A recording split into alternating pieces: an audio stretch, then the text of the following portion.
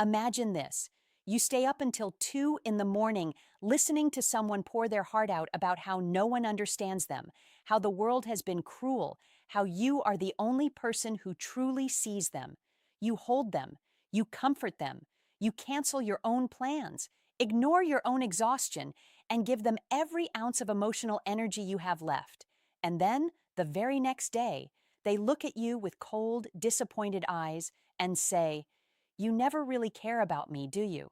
And in that moment, something inside you cracks, not because of what they said, but because you realize you just gave them everything and it still wasn't enough. It was never enough. And the worst part, you start to believe them. You start to think maybe you really are the problem. Maybe you really don't know how to love someone the right way. If that feeling hits you somewhere deep, if your chest just tightened even a little, then stay with me, because what I'm about to explain to you today could be the most important thing you hear this year. Make sure to subscribe to the channel, because here you'll discover powerful psychological truths that can change your life. Now, when most people hear the word narcissist, they picture someone loud, someone arrogant, someone who walks into a room and demands to be the center of attention. They think of the boss who takes credit for everything, the partner who brags constantly, the friend who never stops talking about themselves. And yes, that type exists. But there is another kind, a far more confusing, far more emotionally dangerous kind, and most people never see them coming. They're called vulnerable narcissists. And the reason they are so hard to detect is because they don't look like narcissists at all. They look like the wounded ones. They look like the sensitive souls. They seem fragile, insecure, deeply emotional, almost like they need you to protect them from the world. They might cry easily. They might talk about how much they've been hurt. They might seem like the last person on earth who would manipulate anyone. And that's exactly what makes them so devastating. Because while they appear to be victims, they are quietly building a trap around you, one so subtle that by the time you realize you're in it, you've already lost yourself. If you've ever felt like you're constantly walking on eggshells around someone, like no matter how hard you try, you can never get it right, make sure to subscribe, because this channel was made for people like you. So let me show you how this trap actually works in your real, everyday life. And I want you to pay close attention, because you might recognize someone in what I'm about to describe. It starts with attention. You notice this person seems to need reassurance. They seem fragile, and something in you wants to help, wants to be the one who finally makes them feel safe. So you give them your time. You text them first. You check in on them. You listen to their problems, sometimes for hours. You go out of your way to make them feel loved and valued. And at first, it seems to work. They light up. They tell you that you're different, that no one has ever understood them the way you do. It feels good, doesn't it? It feels like you're doing something meaningful. But then something shifts, slowly, almost invisibly. The attention you're giving starts not being enough. They begin to hint that you didn't respond fast enough, that you seemed distracted when they were talking, that you said something yesterday in a tone that felt dismissive. You find yourself apologizing for things you don't even remember doing. You start second-guessing your own words, and no matter how much more you give, the goalpost keeps moving. You gave 80% of yourself, but they needed 85. You gave 90, but that 5% you kept for yourself, that becomes evidence that you don't really love them. So eventually, you're exhausted. You pull back even slightly. Maybe you need a night to yourself. Maybe you don't answer the phone on the first ring. Maybe you just need to breathe. And that's when the second layer of the trap activates. The moment you create even an inch of space, they make you pay for it. Not with anger, not with yelling. That would be too obvious. Instead, they collapse. They withdraw. They send you a message that says something like, "I guess I'm just not important to you anymore." Or they go quiet in a way that fills the silence with accusation. You feel the guilt immediately, like ice water in your veins.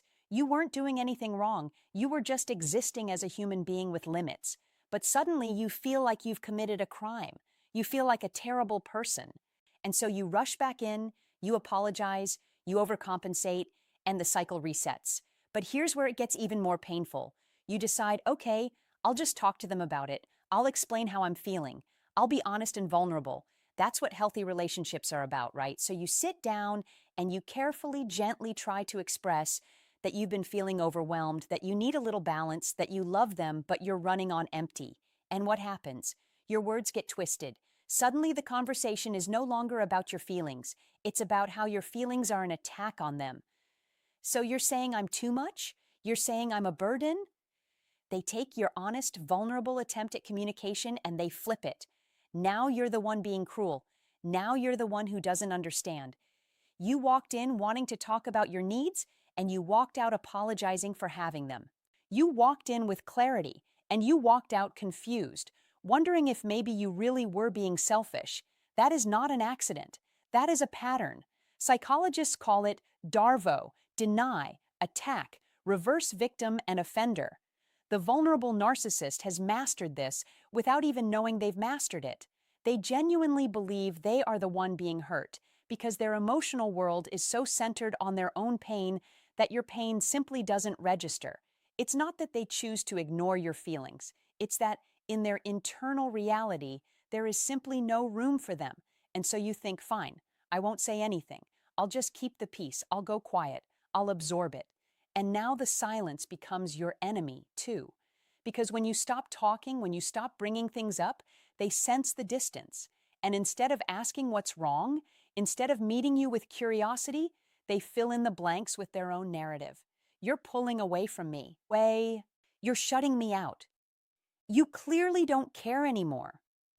They begin to narrate your silence as rejection, and the guilt comes flooding back, heavier than before, because now you feel guilty not for what you said, but for what you didn't say, for the space you tried to hold for yourself. Do you see what's happening here? You talked, it was wrong. You stayed silent, it was wrong. You gave more, it wasn't enough. You pulled back, it was abandonment. There is no correct answer. There is no move you can make on this board that results in peace. That is the no-win trap. And it is one of the most psychologically exhausting dynamics a human being can experience. If you want to understand these patterns and finally break free from them, subscribe to the channel because the awareness you build here could be the beginning of a completely different life. Now let me tell you what this trap does to you over time, because the most dangerous part isn't any single moment.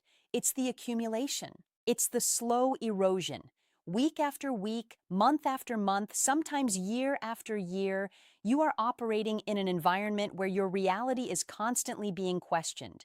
You start to lose trust in your own perceptions. You think, maybe I am cold. Maybe I am selfish. Maybe I really don't know how to love someone properly. Your confidence shrinks. Your identity starts to blur. You become so focused on managing their emotions that you forget you have your own. You wake up one day and realize you don't even know what you want anymore, because for so long, the only thing that mattered was what they needed. And the cruelest part of all, if you ever try to leave, the trap tightens one final time. They don't rage, they don't threaten, they crumble, they cry, they tell you they can't live without you. They say no one will ever love them the way you did. They remind you of every beautiful moment you shared, and they look at you with those wounded eyes, and suddenly leaving feels like you're destroying a helpless person. You feel like a monster for even considering walking away from someone who is clearly in so much pain, and so you stay, and the cycle starts again. Attention, guilt, silence, guilt, honesty, punishment, leaving, collapse, staying, repeat, over and over and over until you don't even recognize yourself anymore. But here is what I need you to hear right now, and I need you to let this sink in deeply. The problem was never that you didn't give enough. The problem was never that you weren't patient enough, kind enough, understanding enough. The problem is that you were playing a game that was designed so that you could never win, not because of anything you lack, but because the rules of the game are rigged. The vulnerable narcissist's emotional system requires a constant supply of reassurance, validation, and sacrifice from the people around them, and no amount of those things will ever fill the void inside them. That void is not your responsibility. It was never your responsibility. And the guilt you feel for not being able to fill it, that guilt is a lie. It's a lie the dynamic told you so many times that it started to sound like truth. And this is where the shift has to happen. The moment you realize that there is no winning, this game is not a moment of defeat. It is a moment of liberation, because the only way to win a no-win game is to stop playing. That doesn't necessarily mean you have to walk away from the person, although sometimes it does. What it means at its core is that you stop measuring your worth by their reactions. You stop contorting yourself into impossible shapes to avoid their disappointment. You start setting boundaries, not as an act of cruelty, but as an act of survival. You say, I love you, but I cannot be responsible for how you feel about everything. You say, I'm allowed to have needs, and expressing them is not an attack on you. And when the guilt comes, because it will come, you let it pass through you like a wave instead of letting it pull you under. You learn to sit with the discomfort of someone else's disappointment without believing it means you've failed. That is not selfish. That is sanity. That is emotional adulthood.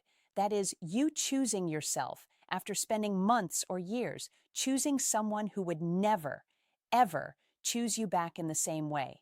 I want you to take a breath right now. I mean that. Actually breathe. Because if you've made it this far in this video, something in here touched a nerve. Something felt familiar. And I want you to know with absolute certainty that you are not crazy. You are not cold. You are not unlovable. You are someone who got caught in a trap that was invisible by design. And the fact that you're here, watching this, trying to understand what happened to you, that is the first step out. Awareness is the exit door. You just found it. So here is what I want you to carry with you when this video ends. You cannot fix someone by destroying yourself. You cannot love someone into emotional health when their emotional system depends on keeping you off balance. And you are deeply and fully allowed to step out of a dynamic that is slowly taking you apart, even if the other person cries, even if they make you feel guilty, even if the whole world thinks they're the victim. You know the truth. You lived it. And that truth is enough. If you want clarity, self-respect, and emotional freedom in your life, subscribe now. And share this video with someone who needs to hear this. Because somewhere out there, someone you care about is stuck in this exact cycle, wondering what's wrong with them, and this video might be the thing that finally helps them see it's not them. It was never them.